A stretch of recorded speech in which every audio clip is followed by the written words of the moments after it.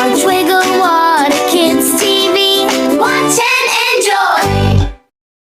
ஒரு காலத்தில் முடிவில்லாமல் பரந்த நீலக்கடலின் கரையில் ஒரு சிறிய மீனவர் கிராமம் இருந்தது. அந்த கிராமத்தில் மாறன் என்ற ஒரு சிறுவன் வாழ்ந்தான்.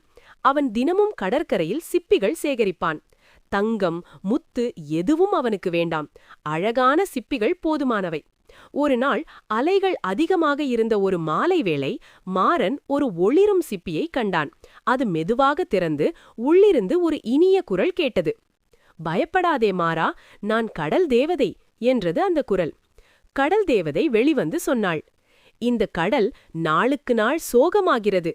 மனிதர்கள் அதன் அழகை மறந்து விடுகிறார்கள். குப்பைகள் கொட்டுகிறார்கள், பிளாஸ்டிக் பொருட்களை எரிகிறார்கள், கடலை மாசடைய செய்கிறார்கள். மாறன் உடனே சொன்னான், நான் கடலை நேசிக்கிறேன். அதை காப்பாற்ற என்ன செய்ய வேண்டும் சொல்லுங்கள். கடல் தேவதை சிரித்துக்கொண்டு அவனுக்கு ஒரு வரம் கொடுத்தாள், கடலின் மொழியை கேட்கும் திறன்.